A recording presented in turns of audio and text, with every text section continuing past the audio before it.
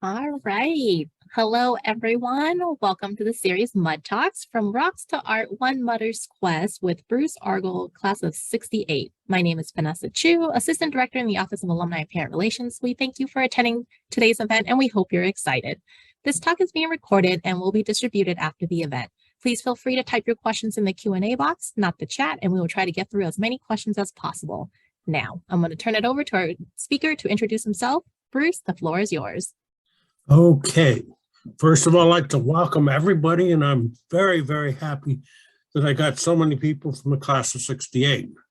I've got Gary Fick, Ken Frank, Bob Keller, Dennis Holman. There's Dennis, haven't seen you. Tom, hi back. Mike O'Neill, an old roommate. And hold on, we'll take care of that. And Gary Patterson. So hello to everybody. With that, I'll get my program kind of started here. And there we go.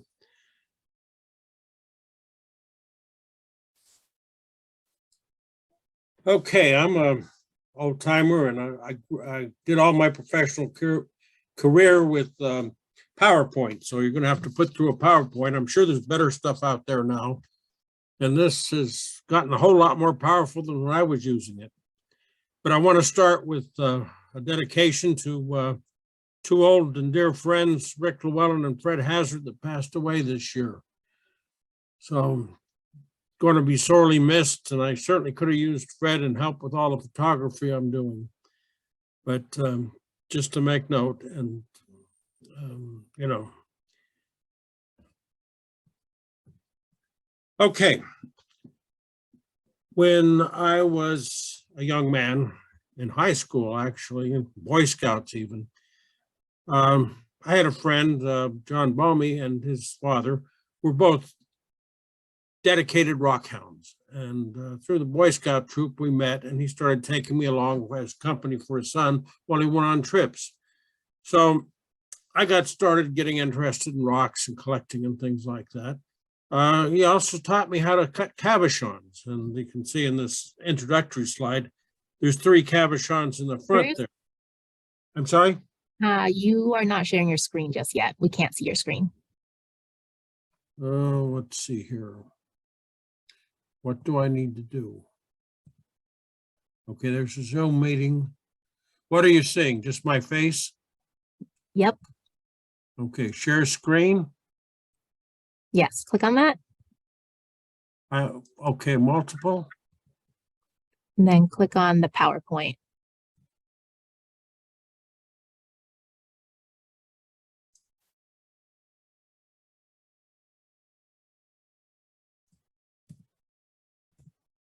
Okay, there's the power. No, that's not it there yet. But there's the slide sheet. Have you got the PowerPoint yet? Not yet.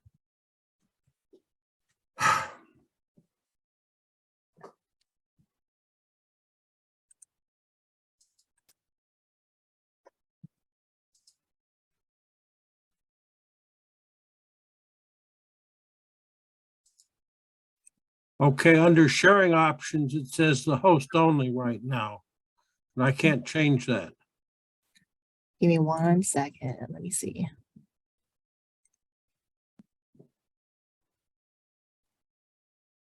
You should be able to share.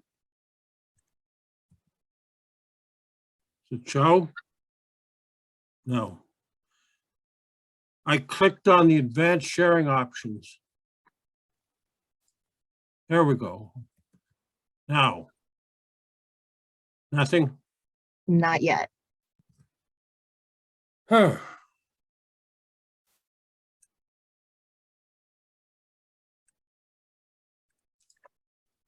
About that. I don't see it on my end.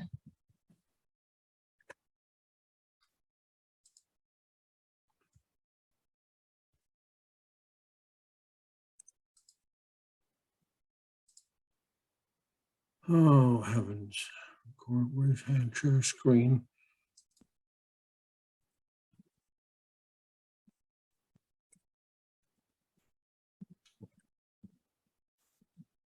Video settings.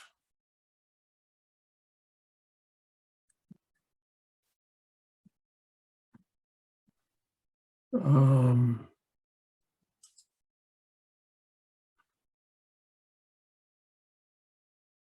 you see the green button at the bottom that says share screen? Yeah. So click on that. Okay.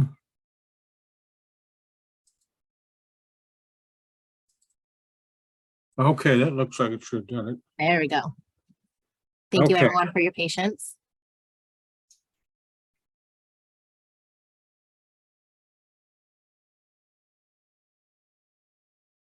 Okay, is everybody good?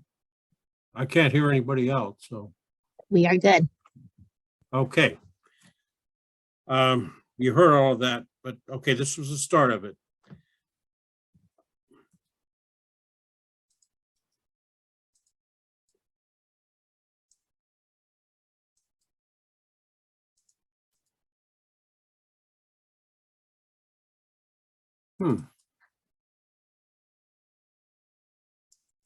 Well,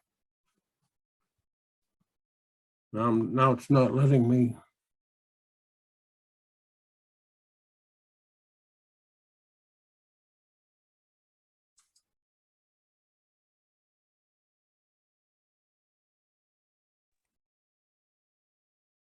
If you click on from current slide at the top left, more to your left.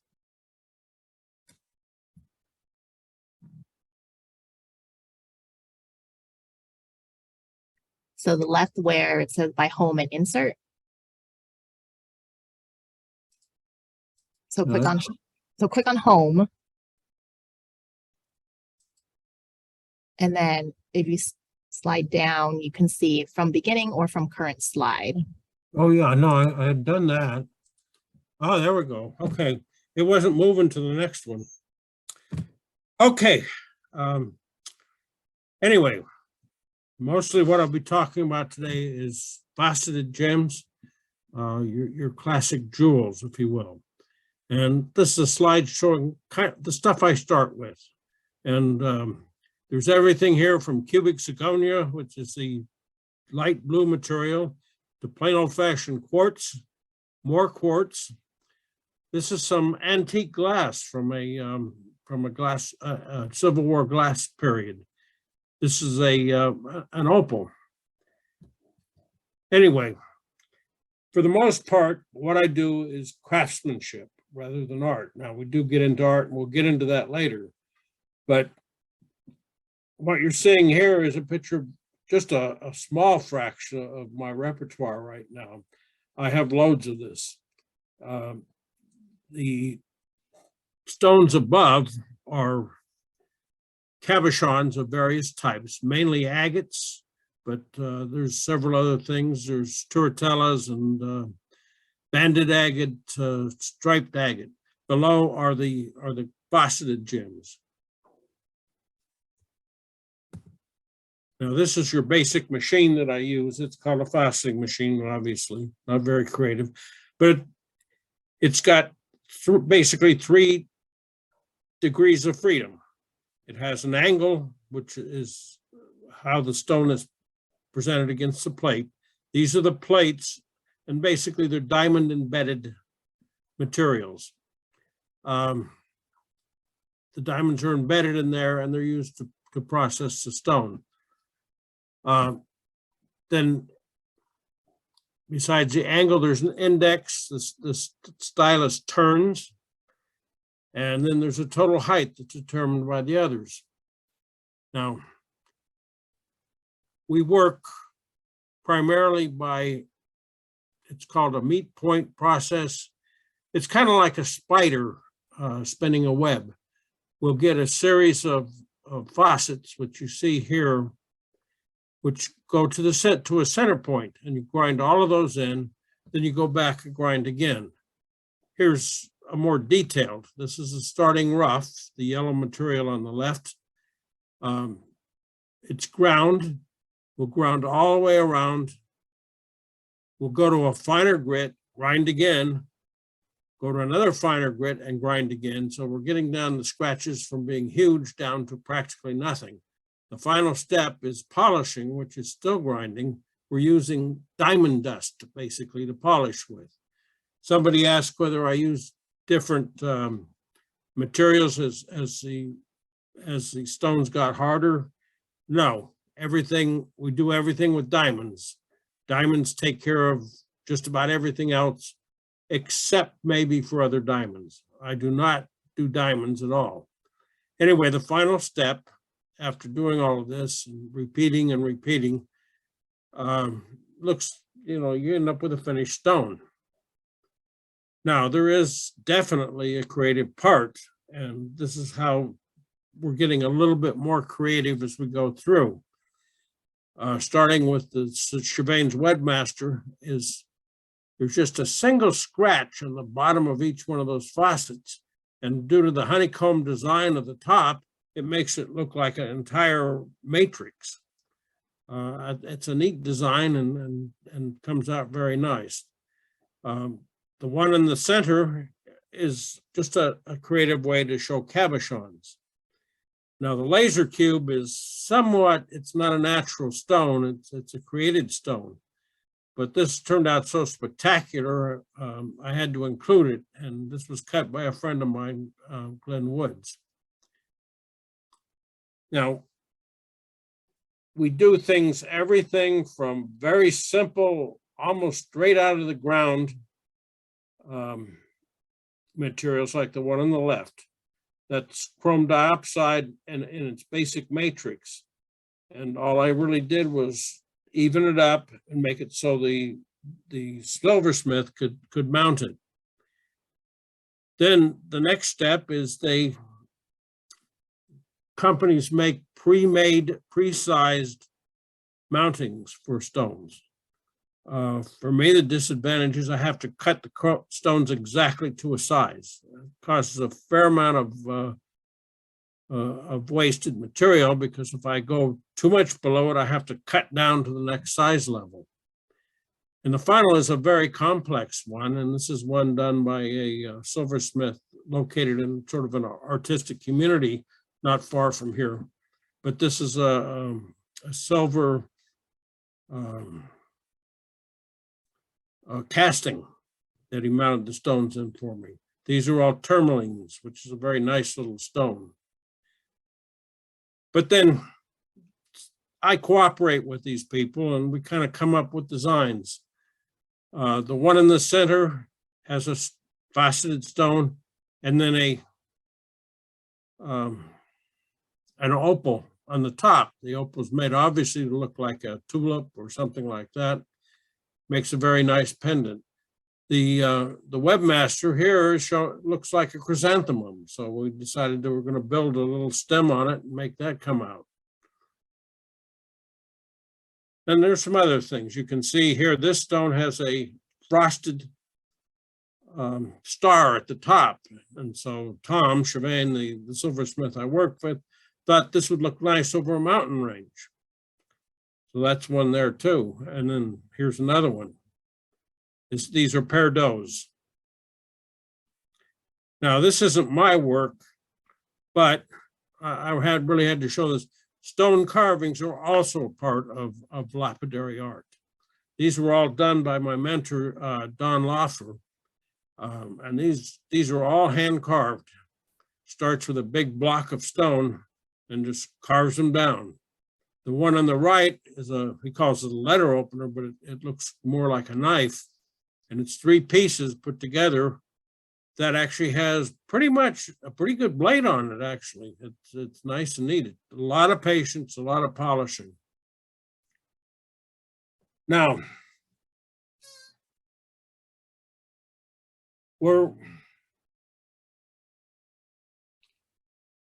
I guess this is a feature story. I was in working with stones and that one day I was thinking, gee, what could I do that would make a stone that was proper for Harvey mud? Got a lot of ideas. I wanted a stone that might display the college seal. It would be themed for the college. My first two thoughts on the latter were that it would be based on the 4 majors plus humanity. So it would be based on a 5-fold symmetry. And I'll show you what that means in a minute. These are the first several attempts that I tried at them. You can see on these, this one, oops, sorry, got ahead of myself. The 2 in the back, there is 1, 2, 3, 4, 5 starbursts with the center one coming out of it, so 6 total. But the center would be Harvey Mudd. Each of the 5 would be related to the 5 things, the 4 majors in the humanities. Was trying to do it so that there would be room to laser etch either the college seal or maybe the engineering or the abbreviations for each of the fields. Now, when I say for the thing, this is a stone that I cut that basically has the bottom lopped off. Now, I just set it on top of the seal to show you what I kind of had in mind. So this is kind of a mock-up, but the seal's there in the middle, and it's a 5. It's symmetrical. It's five parts, just like the others. So this would be one idea that I could do. Didn't get a whole lot further with the etching or the laser etching. The other thing I run into is I'm going to skip out here for a minute and go back to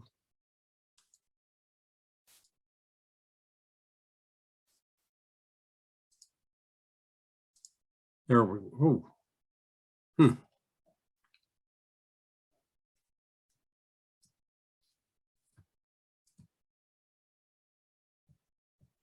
I guess I'm not going to do that.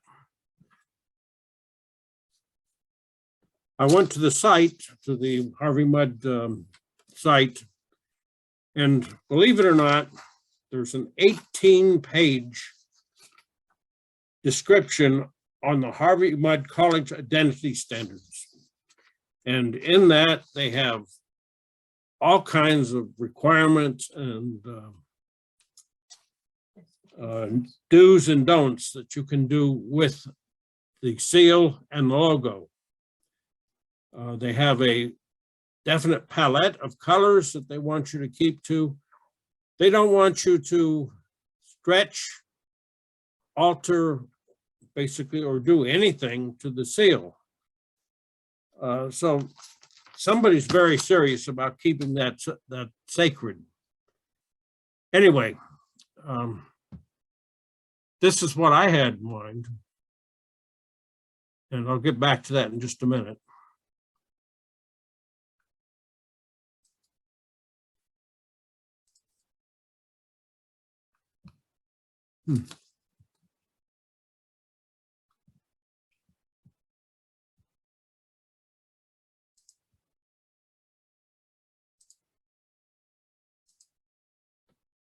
I'm going to have to cut back here. I'm sorry when I'm struggling here. Here we go. The design I like, and I've come down to, currently does not involve the laser etching. But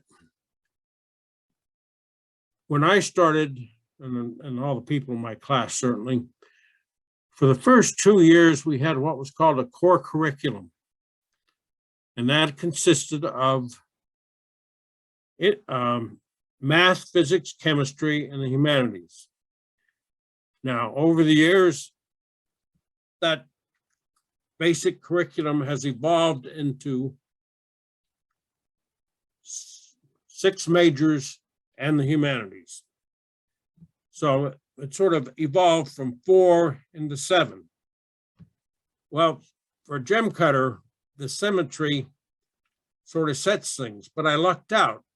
There was a index wheel that allowed me to do a 4 symmetry for the base and a 7 symmetry for the what's called the crown. And that's what this amounts to here. Let's see, there we can do it here. On the top, I'm showing it rotating now, is the stone that I ended up with that. And I kind of like it.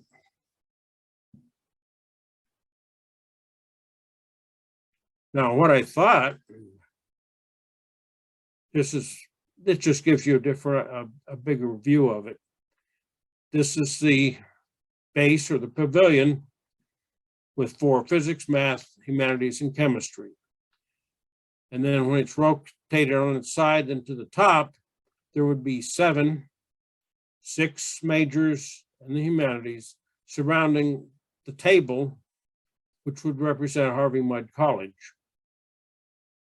Now, I thought, and again, this is really has no official school blessing or anything else, is that this would be a great replacement for the sun on the college seal, because it's taking the energy of the sun, transforming it through the curriculum to come out with a final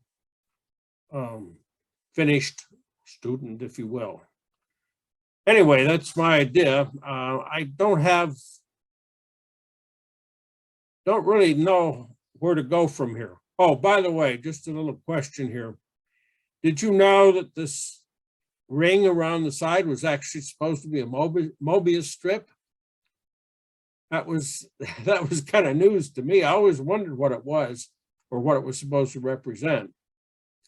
But if I read the document I told you about, it clearly says it's supposed to represent a Mobius strip. And it's supposed to represent structure, I think. So there's definite symbolism there.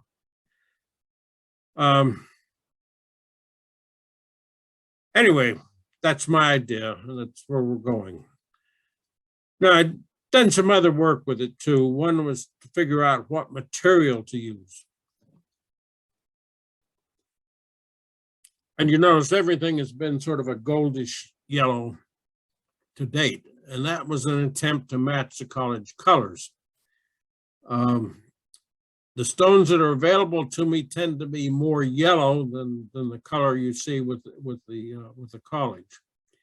It's going to have to be available in quantity, consistent color, and a reasonable cost. So I tried laser gem, which is basically an enhanced glass, nanocytol, which is a new material they're coming out with, YAG, which stands for yttrium aluminum garnet, and that's a man-made one too. Cubic zirconia, which I think you're all used to hearing. And then on the natural side, citrines can come in a color that would match. Sapphires. Now, in this case, this is not a natural sapphire, it's a lab-created sapphire. Heliodor, which we'll talk about later, but that's closely related to aquamarine and emeralds, and sunstone, which is an Oregon stone. And just looking at what I could here of the natural materials, I put just a red on things that were probably going to be unacceptable. And the easiest one to understand is natural sapphire. Anything over a carat is extremely expensive. You'd be talking close to $1,000 a carat, even with the yellow color. Yellows are not as expensive as blues and deep salon blues. Heliodor is more reasonable, but still fairly expensive. Relatively hard to get, and certainly hard to get in a saturated yellow color, which is what you would want. Sunstone's reasonable in cost, but it's soft. It's softer than glass, and the color just didn't seem to get there, even though it's called sunstone, which would be appropriate. Anyway, citrine would work. But even at that, at 50 cents to $3 a carat can run to be expensive. The stones you saw are about 10 carats each. And I use almost 3 times that amount. So if I started with a, well, let's see, what did I say? 6 carats times 3 is 20 carats times 3. You've got $60 just for one stone. Anyway, not a whole lot of good choices here. If I had to make a choice, it would be citrine from the natural stones. Now, lab-created materials all look a whole lot better. One, they're made in colors largely to imitate natural stones, which they imitate the citrine, which I told you before, was one of the better choices. They all have decent hardnesses, so they would wear well. Refractive indexes, starting with the glass, is okay, but they go up from there to cubic zirconia, has a very high one and is very reflective. Another point is what's called the dispersion. And you can see they're all pretty low except for cubic zirconia and the YAG. They're high. Now, you ask, what's that?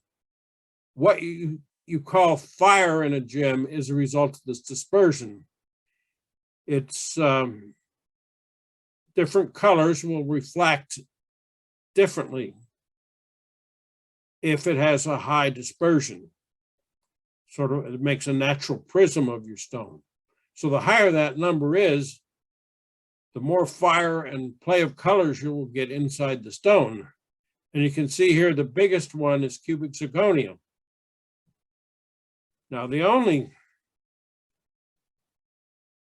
cubic zirconia also is the cheapest. YAG, still somewhat expensive. Nanocytile is a reasonable cost. The only problem I have with cubic zirconia is image and appeal. I'd like some feedback on that eventually, but it has, since it was used to substitute for diamonds and other gems, it has no real, pardon me for saying, but snob appeal. You tell somebody you made this stone, it was cubic zirconia, sometimes you sort of get, reaction from them. So that's why I would tend to lean to the nanocytol or the YAG. Anyway, this slide just pretty well summarizes what I just said. Citrine, fairly expensive, variable colors. It'd be hard to get colors to match for a fair number of stones. Sunstone was a weak color. Heliodor costs, it'd be tough getting a sizable number of gems together. Natural sapphire, just prohibitively expensive. Lab sapphire would work well too. It's not super expensive. Nanocytol and YAG, both with good optics, good matching colors. Not clear as to what the image of that would be, but CZ. So where am I going to go from here? I'll finalize the materials. I'll do some changes to the angles to try and get better performance. As you go up in the refractive index, the stones will perform better with very slight changes in the angles. Right now, I've chosen angles that are pretty well universal and will work for any of the stones. The ones that you saw are all cut in pretty close to the same angles. Still want to check about etching or embossing onto the stone, but I'm going to need a supplier and a method.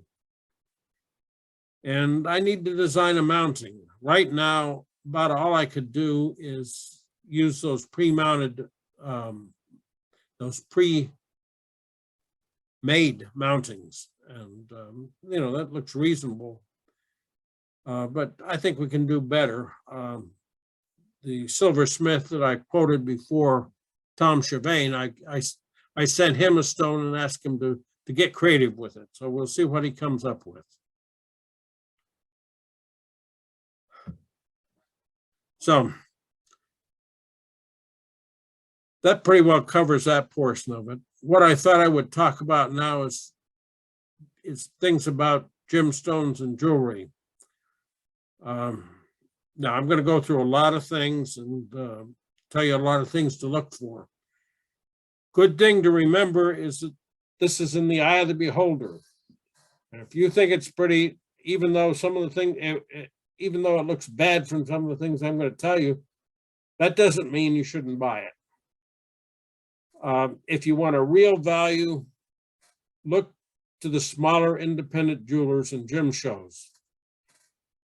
The jewelers in the stores and the chain stores want to get up the value of the stone. So they automatically mount them in golds. They automatically put some small diamonds on them, which don't always make the stone better, but that you'll end up with a very mediocre stone that's surrounded by diamonds. And I'll go into why that happens and why they do that. But I'll show you some things to watch for poor work quality, some of the more general scams that are going on. Again, if you like the stone and the cost seems okay to you, don't worry about it, but just don't overpay. And the last point here is lab-created stones. The availability of quality natural stones is disappearing. It's not what it used to be. To get a good quality large stone, you pretty well have to go with lab-created materials. Okay, I'm going to switch to another presentation here.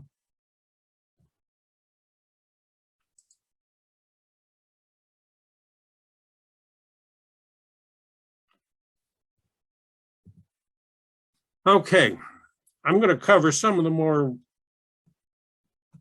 popular stones. Start with sapphires and rubies. Now they're the same chemically, except for a few. Yes. Are you using a different PowerPoint at this point? Yes. If you do, then you need to stop sharing and then reshare the new PowerPoint you're on. Stop share. Okay. That didn't work.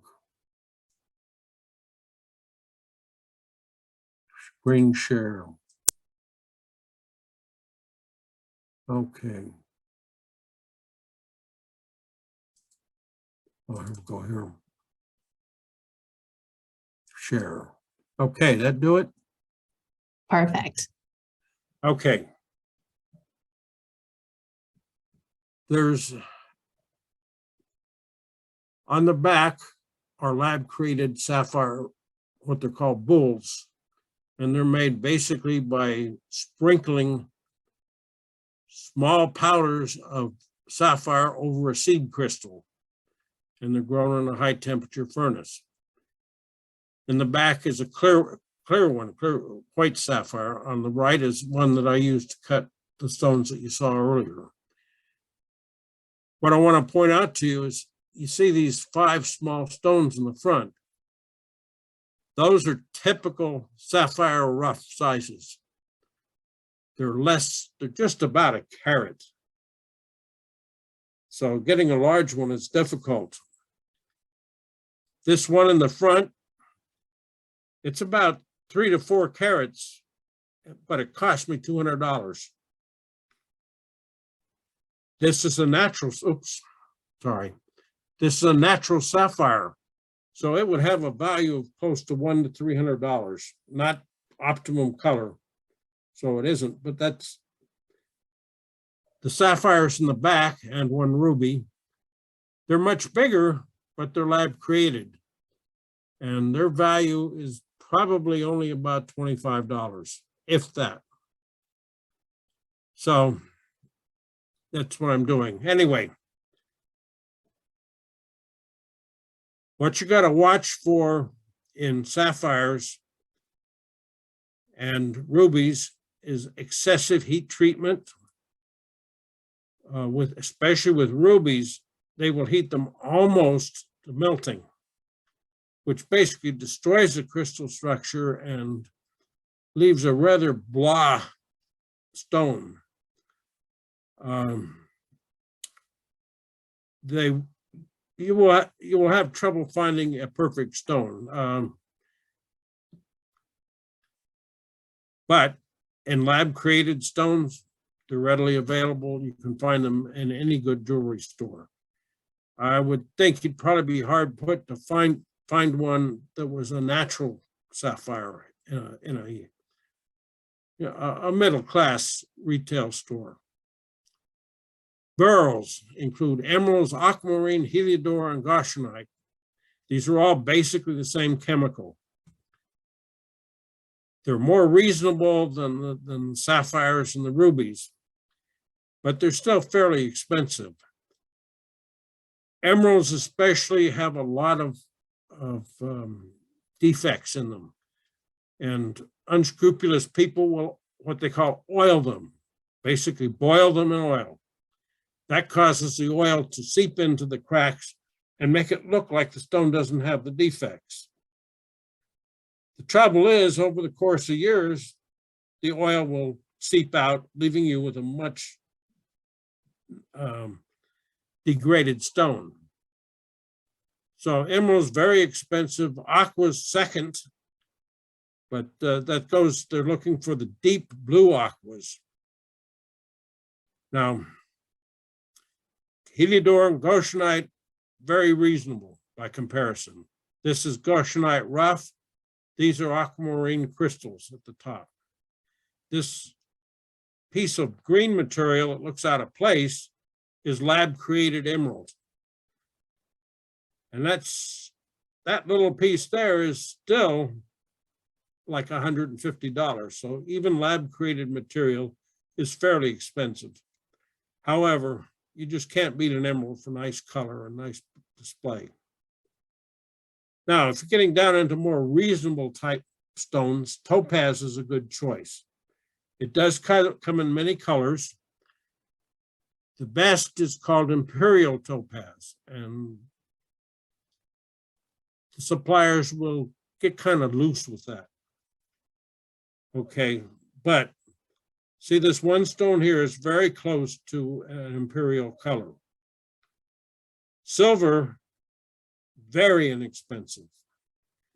Blue is in the middle there.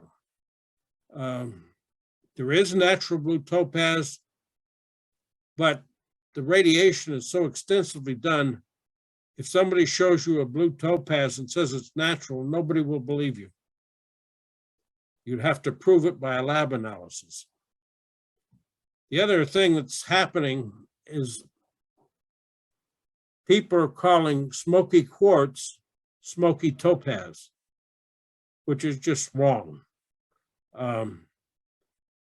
So if you hear people saying they have a smoky topaz ring, it's not. It's quartz, and it's how they're trying to sell a relatively inexpensive smoky quartz as topaz. Now, the real bargain material is quartz, plain old quartz. All kinds of colors. It's inexpensive, but if it's properly cut, it's hard to tell from a more expensive gem.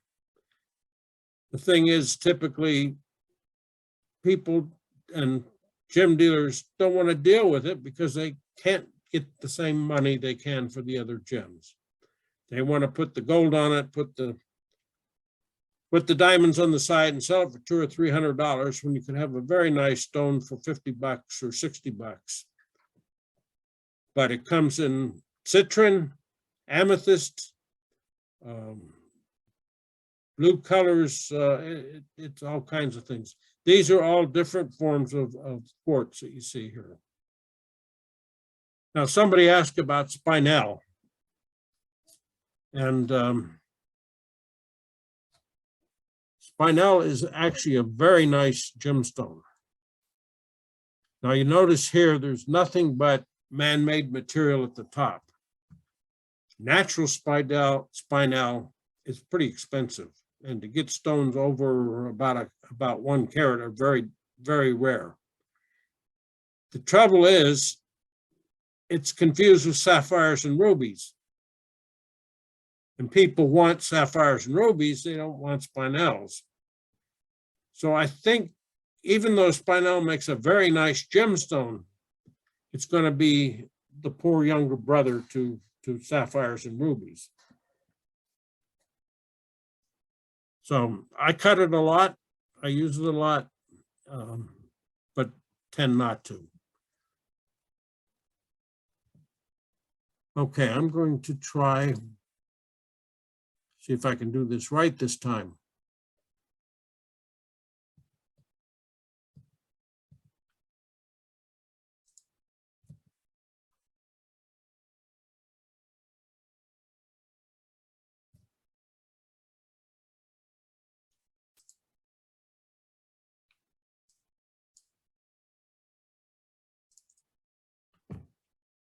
Okay.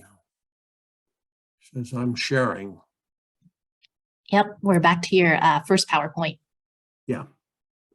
Okay. And get back to where I was here.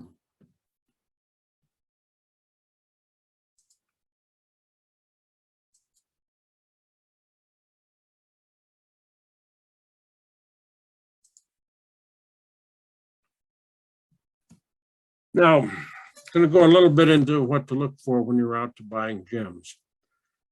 The stone, just if you do look at a gem and thinking about buying it, make sure the stone is clean and look for just something that gives you a bright return. You want to look at the side of the stone, and the stone should be what they call eye clean. That is, with a naked eye, you should not be seeing inclusions or cracks. Look at the side, not as much with faceted gems, but with opals. They actually grind the opal thin and layer it between cheaper stones. So you think you've got this really, really expensive black opal, for example, and it's really not. Look for artificial or reflective additions.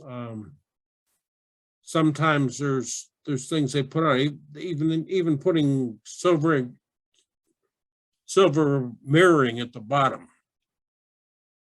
And if you want to really be look like you're doing something, get a 10x lens. And I was going to show you, but I can't right now. I'll bring it back.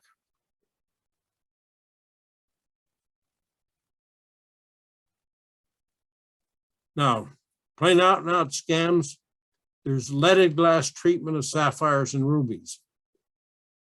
They actually will put together almost a sand of rubies and mash them together with leaded glass. If you're not careful, that could pass as a ruby. Oiled emeralds I talked about, false bottoms, and again, creative naming, smoky topaz. They call it green amethyst, which is really prasiolite. Quartz, I've seen some, quote, imperial or golden topaz, which I swear is quartz. Excessive heat treatments. If you see a bubble in there, it's not a good sign. And false claims of naturals. I mean, these are a couple of things I've encountered over the years. The one here on the left, he says it's a natural zircon. Well, one look at that and you know it's not. It's cubic zirconia. And they even have a lab report that backs all of this up. Just incredible. Unfortunately, they were in India, and it was going to cost me more to ship it back than I'd paid for it. Anyway, I gave them a bad review, and sure enough, 6 weeks later, they'd closed down that site and started a new site. In this stage, you can tell now, but I could tell they also used cubic zirconia, called it zircon, and selling it as finished gems. So just know who you're dealing with. I also had this thing on the right. They swore up and down it was a natural ruby. Well, if you look just above it is a man-made bull. Now, I bought this just because I wanted to use it as an example. But he doubled down on it, and just couldn't convince him it wasn't right. Now, the fisheye, if you look at the left and the right stone, there's a dead spot in the middle. It's all flash at the edges, the center, almost no light return out of that. You can tell the stone in the center has light gleaming out of the center of it. They do this intentionally. They have steep sides and flat bottoms, and it's made to maximize the stone weight. In many foreign countries, the cutters aren't getting paid a lot, and they're getting paid by weight. So it doesn't, but the net result is sort of a lackluster gem, doesn't have the flash and the meaning to it. Showing you what goes on here. As light enters the stone from the sides, it might make it through, but light coming straight down through the table of the gem just passes right through, and you end up with a very dull stone. Now, with a properly cut stone, you notice the light, even from the side, comes through and is almost reflected straight back up. Also from the table, all of that light is made back. You should be getting a 70 to 80% light return on a stone. So just take an eye for it. Now, there's obviously exceptions for this. And this is a teardrop earring that I cut for my daughter-in-law for her wedding. And I wanted the light to play through the gem and this dangling earring. So yeah, there's exceptions, but in general, look, try to make sure. It's also where the statement that is you can't read through a diamond comes from. If it's poorly cut, you could actually read the newspaper through it. Anyway, I don't think I'm going to have the time to go through this, but you want to look for overcuts and undercuts. What we call meets, where two facets come together, should be crisp and sharp. Should be no chips, fractures, or inclusions. The polish should be fine. I've talked about this. I need to cut short here, get time for questions, but lab created materials are really going to give you a good value if you're wearing the gem for adornment. And again, diamond substitutes, moissanite actually has better optics than diamonds. Cubic zirconia is close. So, as opposed to paying 10,000 plus for a carat, you can get a good, nice, pretty stone for less. Just a minute to be humorous here. I'll go through each one of these as we go through here. This is what I call, crasherite. That's part of a windshield from an auto crash. And it looks just like a very pale aquamarine. And I cut it into a pretty nice little stone. This is that antique glass I talked about. Probably for insulators during the Civil War. Mount St. Helens ash. They actually scooped up part of this ash, melted it, turned it into this thing, this tube that you see here. It cuts into a pretty nice little gem, and it's a nice conversation piece. That's a cat's eye marble. There are people who do nothing but facet marbles, and that's the webmasters I said before. This last one, before you get too serious about all of this, look at this ugly design up here and look at the stone that it produced. This is cubic zirconia, and some people say if you just get a good polish on it, it's going to look good. Okay, got to give some kudos here where they belong. My mentor is Don Loffer of Headwaters Lapidary. Silverwork, Tom Chabane Jeweler, John Clark Goldsmith, and of course my wife, who's sitting behind me, cheering me on here. My contact information is argallbm@comcast.net. And one parting shot here. The agony. This is a stone that actually fell apart on me during cutting. It was almost completely polished, and it just cleaved into 3 separate pieces. But there's also the ones that turn out right. So the agony and the ecstasy. Okay, so I'll cut that off for that. I think we're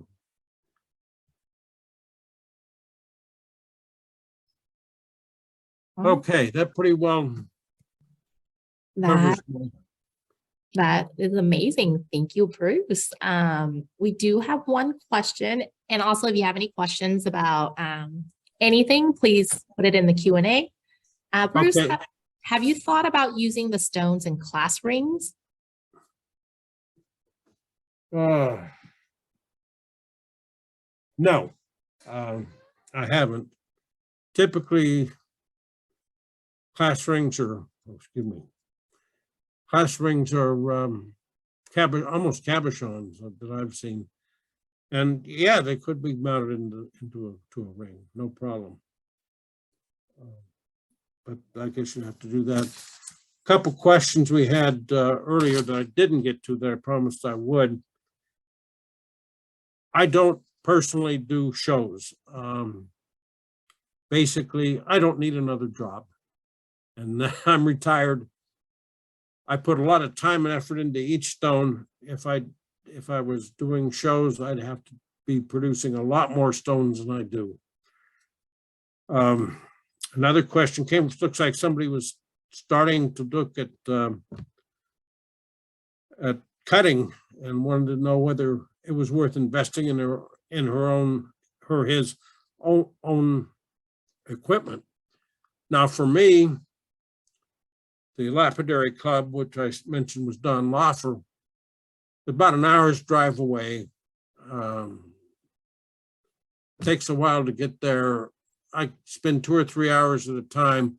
It would take me about a week to finish, 2-3 sessions to finish a stone. Just doesn't make sense. So I definitely purchased my own equipment. Okay, no, you'd have to make that judgment on your own.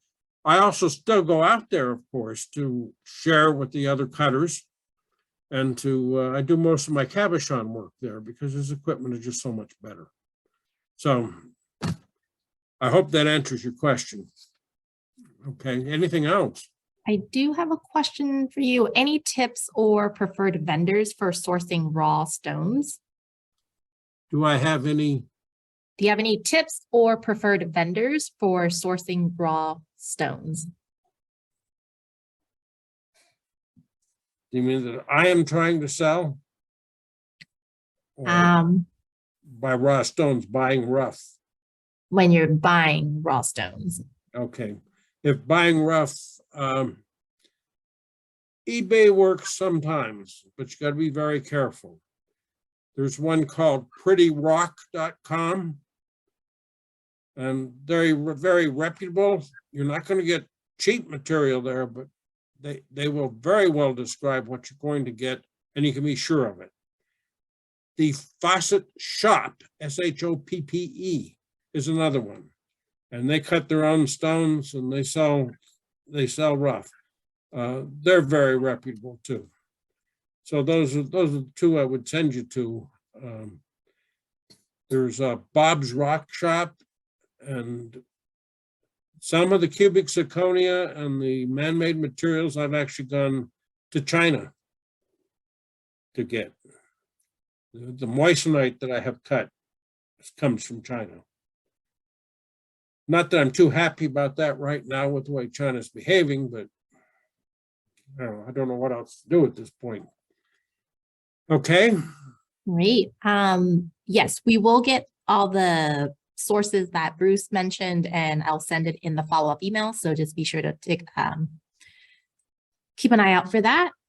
Bruce, do you sell any of your work on the side? I do. A lot of it depends. Any proceeds I donate to charity. I mean, I'm fortunate enough to have a good pension and good Social Security and an inheritance. So I'm not hurting for money. But I don't make a habit of it. I do a lot more donating than I do selling. I've given stones for silent auctions and things like that. Probably raised about $10,000 all told. Very cool. Our last question for the day, as we are coming up on the hour, what are the common chemistries? Tom and Karen Norris knows quartz and aluminum oxide. What are these? And a couple of other common ones. Okay, aluminum oxide is sapphires and rubies. Quartz is silicon oxide, SiO2. Okay, and the colors are resulting from impurities and things like that.